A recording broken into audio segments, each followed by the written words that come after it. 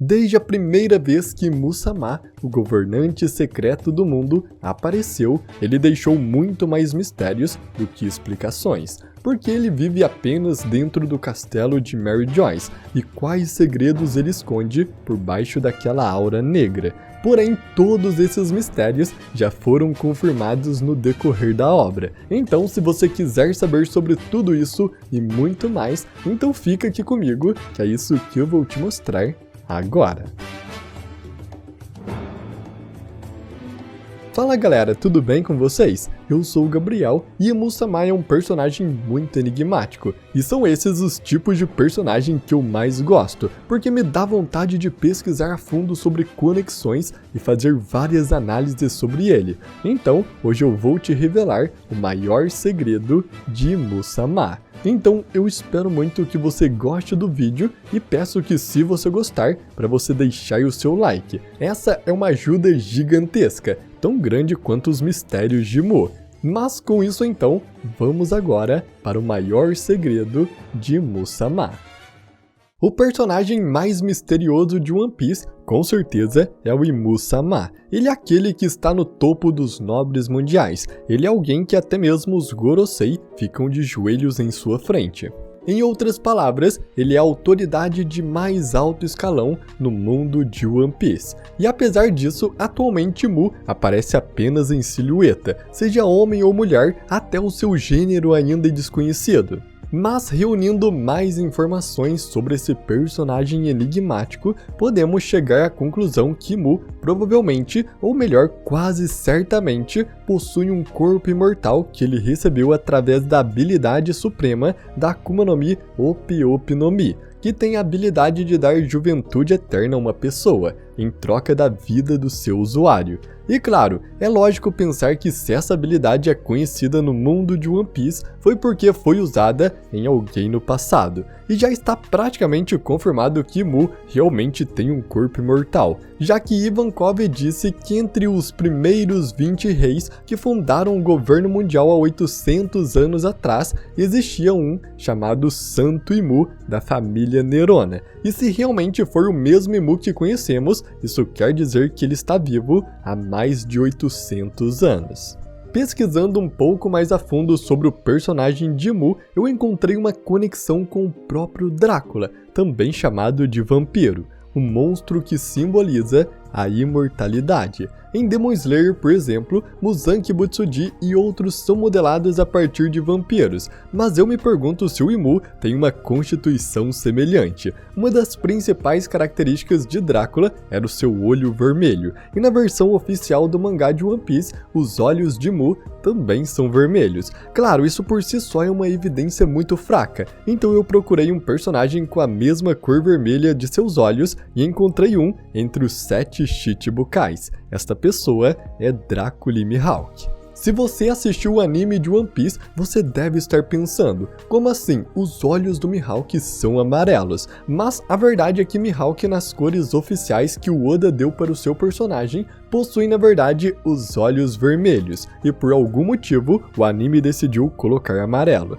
E claro, Dracula Mihawk possui uma estética muito semelhante ao Conde Drácula, até mesmo seu nome Drácula remete a isso. O nobre da vida real que serviu de modelo para o Conde Drácula foi Vlad Tepes. Ele também é conhecido como Vlad III, mas era um aristocrata sanguinário que tinha o apelido de Duque Empalador. Seu pai, o Vlad II, era membro da Ordem do Dragão e, portanto, era conhecido pelo nome de Dracul. Dracul, em sentido mais literal, é traduzido como Príncipe Dragão em português. É por isso que Vlad III se autodenominou Drácula, que significa o filho de Dracul. Portanto, Drácula é traduzido como filho do Príncipe do Dragão, ou só mesmo o Filho do Dragão. Além disso, dragões e demônios eram frequentemente equiparados, e seu pai, o Dracul, era frequentemente interpretado como um príncipe demônio. Por esta razão, o seu filho, o príncipe Drácula,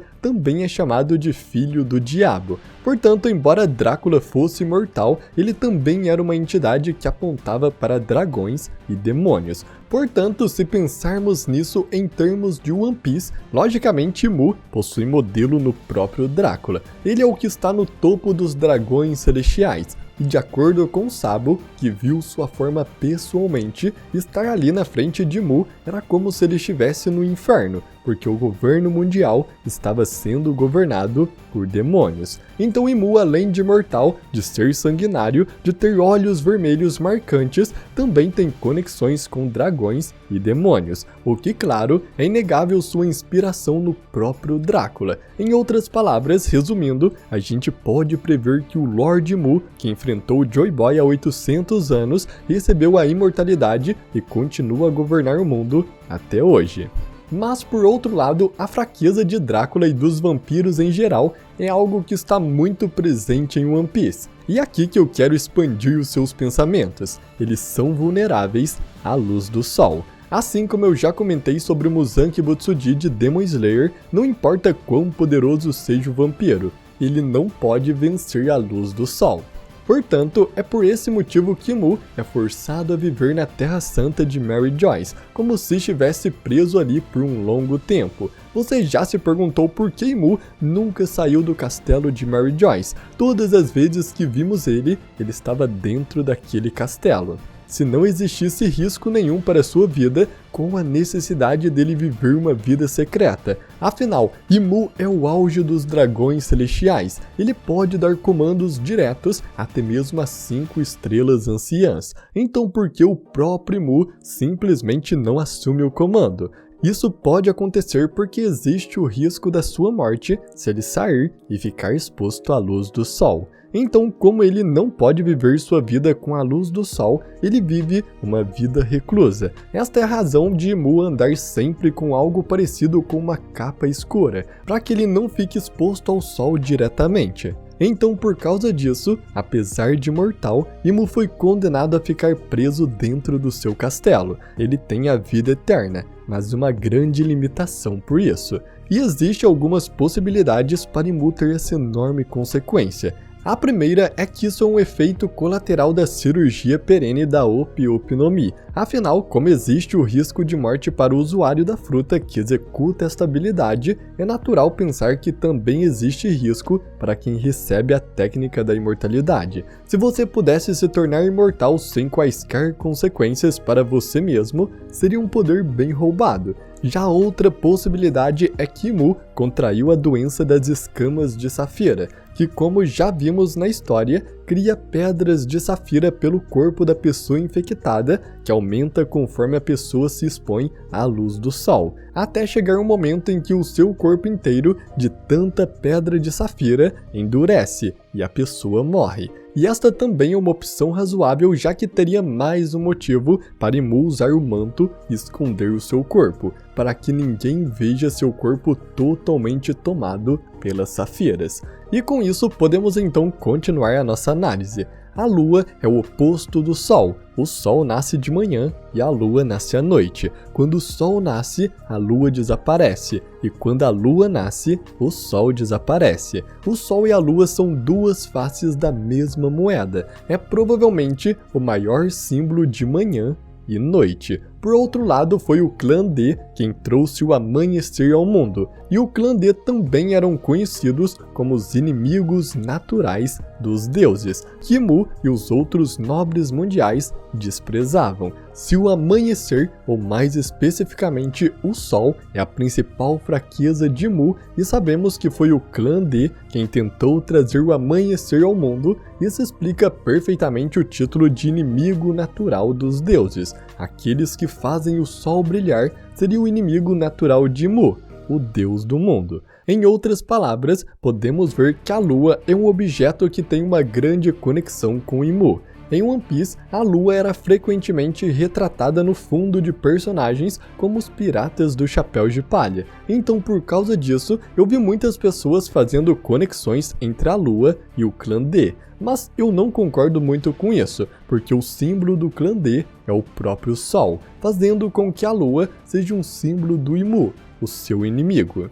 Quando você pensa sobre isso, a Lua parece significar que Imu está de olho nos piratas do Chapéu de Palha, como um grande olho que vê tudo. Mesmo não podendo sair de seu castelo, ele está sempre observando. Por outro lado, o Gorosei disse para a gente que o governo mundial tem perseguido Nika, a verdadeira Akuma no Mi do Deus do Sol, há 800 anos, e mesmo assim nunca conseguiram pôr suas mãos nela. É comum pensar que Joy Boy foi o usuário antigo desta fruta, já que Luffy atualmente é o Deus do Sol Nika e também foi dito que ele é Joy Boy. Então Joy Boy, usuário ancestral da fruta de Nika, lutou contra Imu há mais de 800 anos, e para evitar que a identidade desta Akuma no Mi fosse revelada, eles lhe deram outro nome, chamando ela de Gomu Gomu no Mi. Mas por que Imu estava tentando desesperadamente pegar a verdadeira Akuma no Mi de Nika?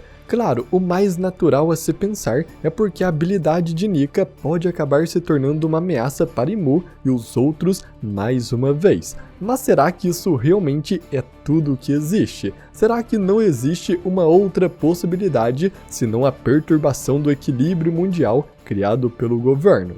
E considerando tudo que eu já te falei nesse vídeo, com Imu tendo a imortalidade, mas também a fraqueza ao Sol, querer pegar a Akuma no Mi do Deus do Sol Nika pode ter um simbolismo muito maior que isso. Ser o Deus do Sol para Imu pode significar muito mais do que isso. Pode significar superar sua única fraqueza, o próprio Sol. Se Imu, que já é imortal, conseguir superar o Sol, ele se tornará a forma de vida definitiva. Por exemplo, se você assistiu JoJo's Bizarre Adventure, homens pilares como Cars, uma forma de vida definitiva que tinha apenas a fraqueza ao Sol, continuaram a planejar a superação desta fraqueza, criando máscaras de pedra. Muzan Kibutsuji de Demon Slayer também passou centenas de anos procurando uma maneira de superar a luz do Sol, usando a planta lírio da aranha azul e transformando todos que podiam em Oni, na esperança de que um deles algum dia superasse essa fraqueza para que ele pudesse o absorver.